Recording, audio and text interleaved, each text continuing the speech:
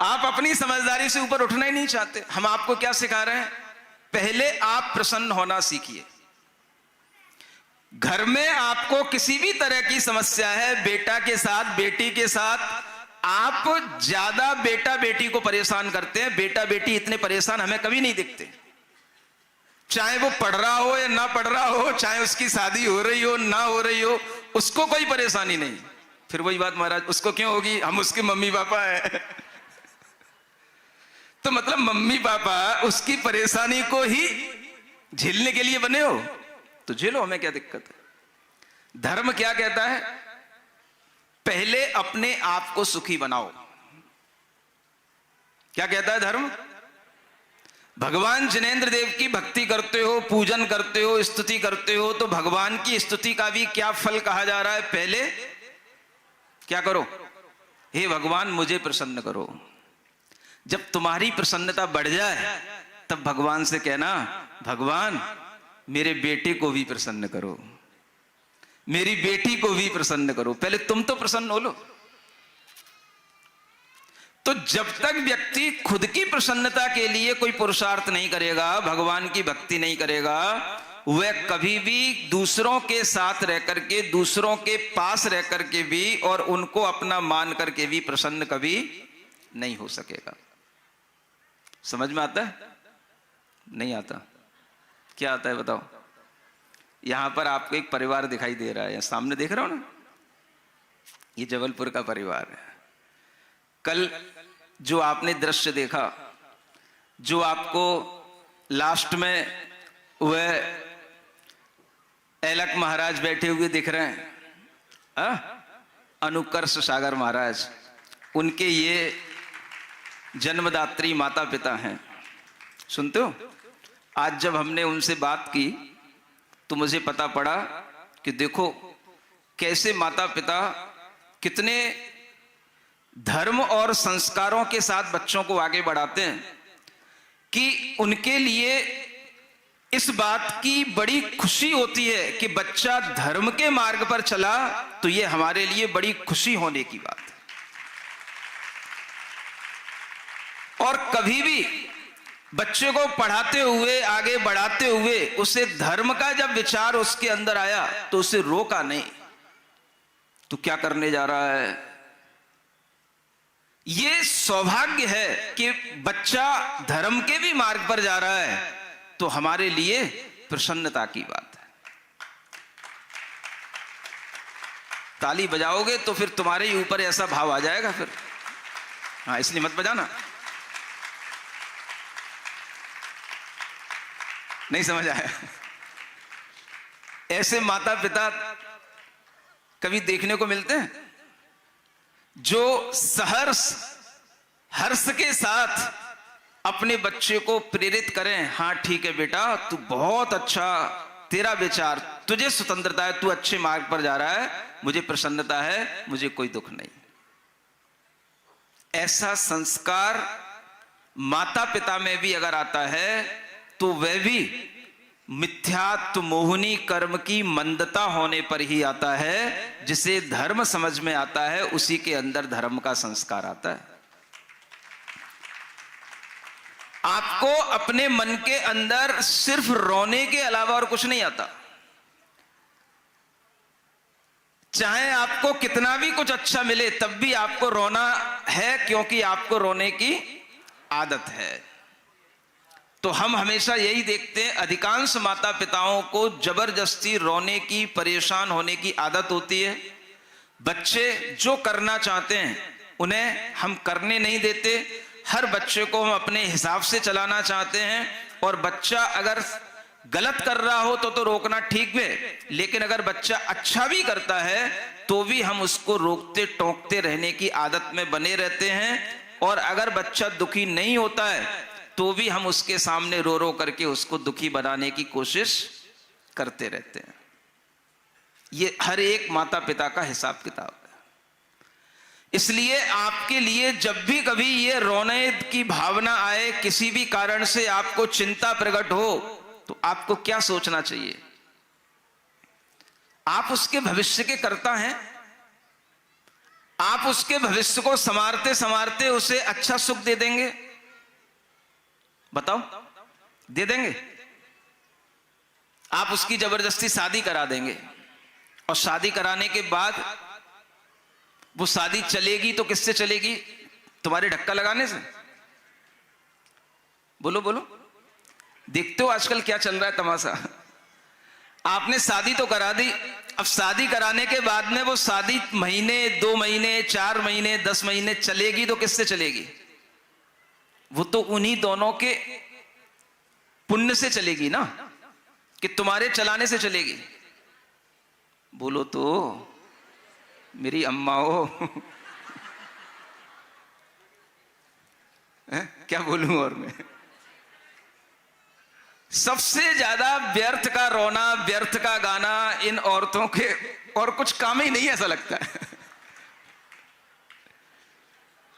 बेवजह की चिंताएं। लड़का इतना अच्छा है, पढ़ा लिखा है, समर्थ है, सब कुछ अपने मन से कर रहा है, फिर भी महाराज उसकी चिंता लेके सामने खड़े हो जाएंगे। तुम क्या कर रही हो?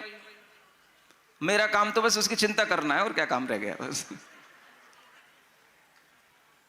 कम से कम इतना ही सीख लो, हमें किसी की चिंता नहीं करनी, हमें खुद प्रसन्न रहना है। अपने आप आपके सारे काम बनने लग जाएंगे जिस दिन आप खुद प्रसन्न रहना सीख लोगे। ये समोसरण सभा से सीख के जाओ।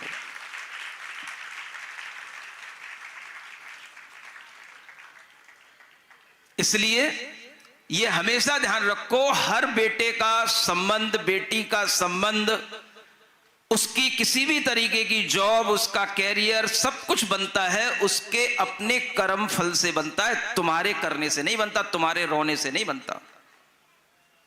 और अगर तुमने कहीं जबरदस्ती उसको कहीं से कहीं और लगा दिया, कहीं से कहीं और जोड़ दिया, तो जिंदगी भर के लिए या तो वो बच्चा रोता रहेगा या फिर वो संबंध ज्यादा चलेगा नहीं।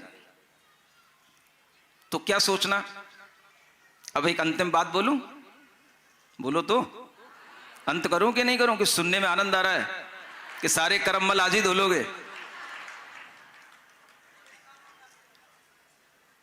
जो हो सो हो, जो है सो है, हमको क्या, हमको क्या। बोलो।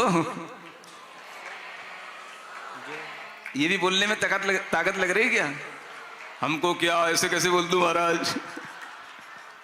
यहां तो बोल लो, कम से कम मेरे सामने तो बोल लो, बेटे के सामने मत बोलना है। बोलो। जो हो, जो है सो है, हमको क्या, हमको क्या। अब उसकी शादी नहीं हो रही तो बोलो तो। बेटा पिछले 3 साल से सीए में है ना एग्जाम दे रहा है, क्लियर नहीं हो रहा है तो अच्छा, बड़ी अच्छी आवाज आ रही है। अगर ये सीख गए तो समझना जितना भी आप भक्ति करते हो तो भक्ति आपके हृदय तक क्यों नहीं पहुंचती, आपके मन का मैल क्यों नहीं धोती? ये ब्लॉकेज आप लगा के रखते हो, इसलिए भक्ति अंदर नहीं घुसती।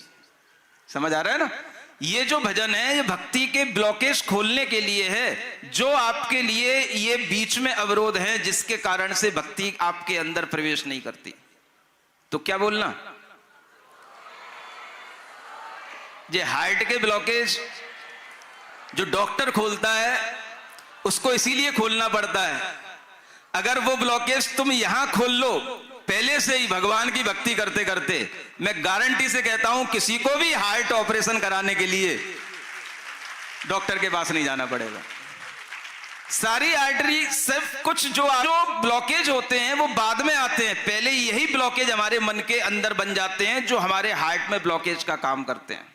और आप ये देखना, कई बार आप ये देखते होंगे कि जो लोग भले ही कुछ नहीं खाते, ज्यादा घी तेल कुछ नहीं, फिर भी उनके हार्ट सारी की सारी ब्लॉकेज। क्यों? दिमाग ब्लॉक है, घुस नहीं रहा कुछ भी। सामने भगवान है, दर्शन हो रहे हैं, लेकिन भीतर कुछ नहीं घुस रहा। देशना सुन रहे हैं, भीतर कुछ नहीं घुस रहा, दिमाग कहीं और चल रहा है। क्यों कमेटी के लोगों, यहीं पे हो? ये कमेटी के लोगों को तो बहुत मुश्किल है समझाना। इनको तो बस क्या दिखता है, हाँ प्रोग्राम मस्त चल रहा है बस, इससे ज्यादा इनके दिमाग में कुछ नहीं आ सकता। किसने बोली ले ली, कितने लाख की ले ली, कितना बिल बन रहा है, इनकी खुशी बस इसमें है। सुन रहे हो? बोलो तो। सबके अपने अपने ब्लॉकेज हैं, इसीलिए भगवान का समोसरण लग जाता है, देख लेते हैं, सुन लेते हैं और उठ के चले जाते हैं, खाली के खाली रह जाते हैं। No change, no transformation. सुनते हो क्यों नहीं होता कोई transformation? Where are that blockage? वो हमारी इसी तरह की मेंटेलिटी, यही ब्लॉकेज है कि हम ये कह ही नहीं पाते हमको, हमें तो किससे मतलब, जो हो सो जो है। अभी पीछे से तो आवाज ही नहीं आ रही, थोड़ी बहुत आगे के लोग बोल रहे हैं कि महाराज देख रहे हैं इसलिए बोलना पड़ रहा है। क्यों? मेरे सामने इतनी फॉक्स लगा रखी, मुझे पीछे तक नहीं दिख। हाँ, अब दिख रहा। ओहो वाह, पूरा हाउसफुल है।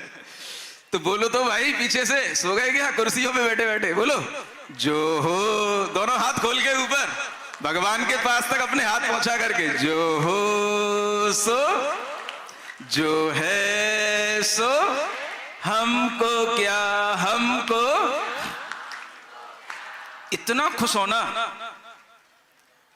क्या समझ में आ रहा है? किसी का जन्म हो, मरण हो, कोई भी कर्मों का हमें किसी तरह का फल मिले हमको। सब चिल्ला रहे भी यहां पर, घर जाके पता पड़ेगा।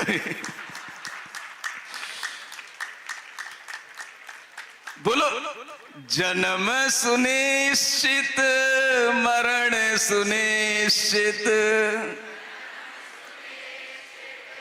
मरण सुनिश्चित, कर्मों का फल मिलना निश्चित, कर्मों का फल। फिर संयोग वियोगों के क्षण,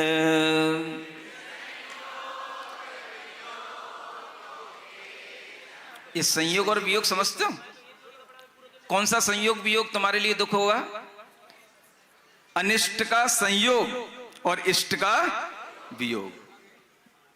अगर कभी अनिष्ट का संयोग भी हो जाए और इष्ट का वियोग भी हो जाए तो हमको आहा, अगर इतना सुधर जाओगे ना तो सारे डॉक्टर हम पे क्लेम करने लग जाएंगे, जितने भी हार्ट ऑपरेशन करने वाले हैं। मैं रियली बोल रहा हूं आपसे।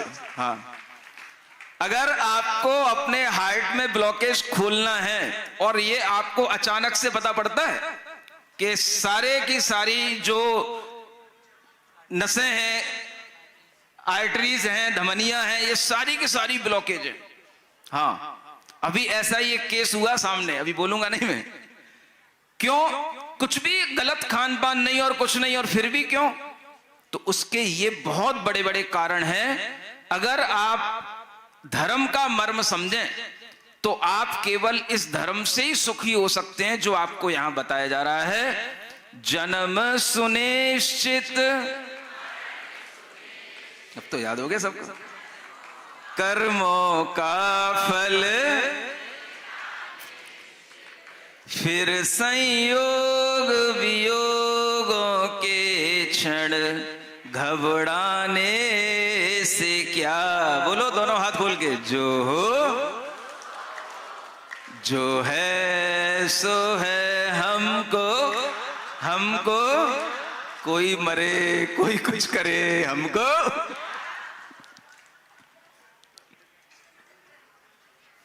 पक्का? तो इतने लोगों की फिर मैं गारंटी लेता हूं, आपको हार्ट ऑपरेशन की कभी जरूरत,